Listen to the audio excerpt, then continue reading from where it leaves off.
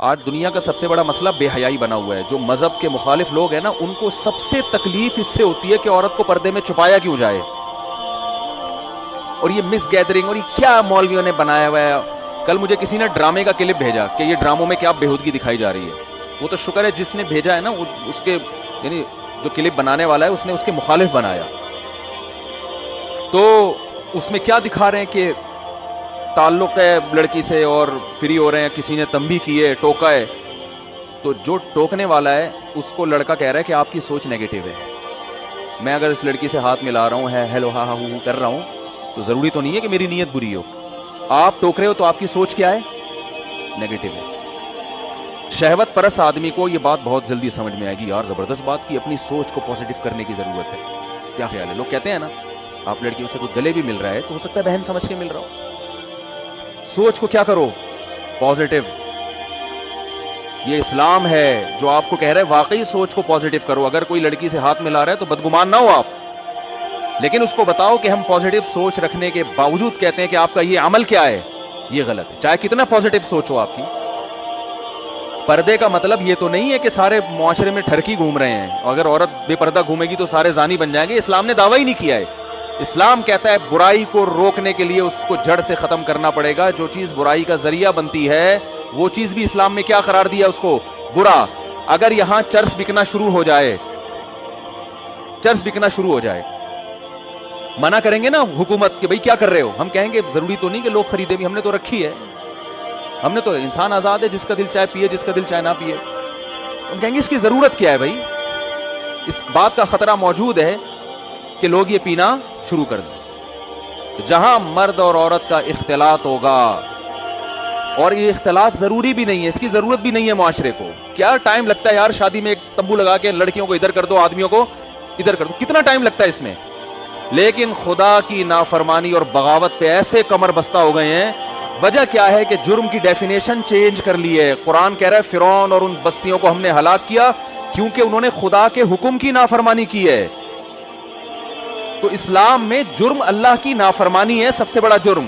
تبھی تو دیکھو چور کا ہاتھ کاٹا جاتا ہے, حالانکہ اصولی لحاظ سے اس کا ہاتھ کٹنا بنتا نہیں ہے. 10,000 روپے کی چوری کی ہے تو ہاتھ تو کروڑوں روپے کا ہے, آپ ہاتھ کیسے کاٹ رہے ہیں اس کا؟ کوئی لاجک کی بات ہے یہ؟ اسلام کہہ رہا ہے چور کا, حکومت کو کہہ رہا ہے آپ نہ کاٹ دیں, کہیں چپل چراتے ہوئے پکڑا گیا پتہ ٹنڈا کر کے گھر بھیج دیا اس کو آپ نے. یہ گورنمنٹ کرے گی, عام آدمی کو حدود اللہ ہے نا, تو اللہ کا نائب جو حاکم ہوتا ہے وہ کر سکتا ہے. یہ انسان اپنے ذاتی بدلے تو خود بھی لے سکتا ہے, تھپڑ مارا آپ بھی لگا دو, تب یہ جتنے اس کے چھپے ہیں نا انگلیاں اتنی ہی رکھ کے اس کو چھپا دو. اس کے لیے تھانے میں جانا ضروری اسلام میں نہیں ہے. باقی مشورہ یہ دیا جاتا ہے تھانے جاؤ, 50-100 بندہ جن کے ذمہ تھا, کیونکہ میں بہرحال ہم نے بارڈر پہ فینس لگا کے سینکڑوں, میں یہی کہوں گا نا تھانے جاؤ, وہ کیا ہوگا آپ کے ساتھ وہ آپ جانے. لیکن شرعی طور پر اجازت ہے کہ کسی نے آپ کو مکہ لگایا تو آپ بھی اپنے خرچے پہ. بہت زبردست بات کی بھائی نے, کیونکہ ایسا نہ ہو کہ آپ میرا بیان چلا دیں کہ میں نے اس کو مکہ لگایا تھا, مفتی صاحب کا یہ بیان سن کے, تو پھر خرچہ پولیس میرا کروائے گی کہ آپ کے بیان سن کے اس نے کیا. تو اپنا خرچے پہ ہوگا یہ جو بھی کام ہوگا آپ کا.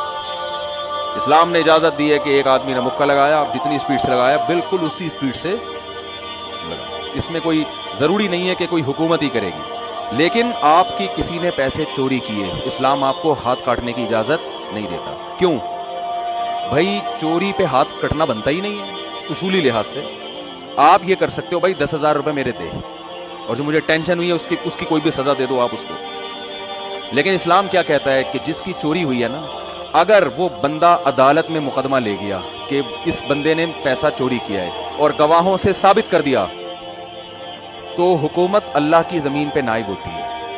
پھر اللہ اس بندے کو ہٹا دیتا ہے, اب تو راستے سے ہٹ جا, جرم اس کا ثابت ہو گیا ہے, تو تیری چوری بعد میں, میری نافرمانی پہلے. تو میری نافرمانی کی وجہ سے مجھے یہ حق حاصل ہے کہ میں اس کا ہاتھ کاٹنے کا حکم دوں, اس کا ہاتھ کاٹ دو.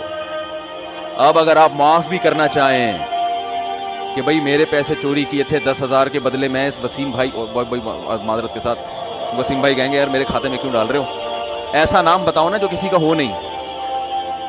سبکتگین بھی اب ہونے لگے, قطب الدین نہیں, کوئی ایسا نام ہم سوچ کے لائیں گے کسی وقت جو بہت ہی ایسا نام ہو جو کسی کا ہو نہیں. خیر, آپ نے کہا بھائی اس بندے کا میں معاف کر رہا ہوں, تو شریعت میں عدالت کو معاف کرنے کا حق حاصل نہیں. کیوں؟ فَعَصَوْا رَسُولَ رَبِّهِمْ, اس نے اپنے رب کے نبی کی نافرمانی کی ہے, رب کے حکم کی نافرمانی کی ہے. اللہ کہتا ہے بھئی چور جو ہے نا وہ معاشرے میں فساد پھیلا رہا ہے, لوگوں کے جان اور مال کے, اللہ زمین میں فساد کو پسند نہیں کرتا. لوگوں کے آج اس کے 10,000 روپے پکڑا دیے, 2-4 چترول لگا دیے, کل کسی اور کے چرائے گا, پرسوں کسی اور کے چرائے گا, اور اللہ زمین میں فساد کو پسند نہیں کرتا. یہ فساد میں چاہ رہے, اللہ کہتے ہیں اس کا ہاتھ کاٹو.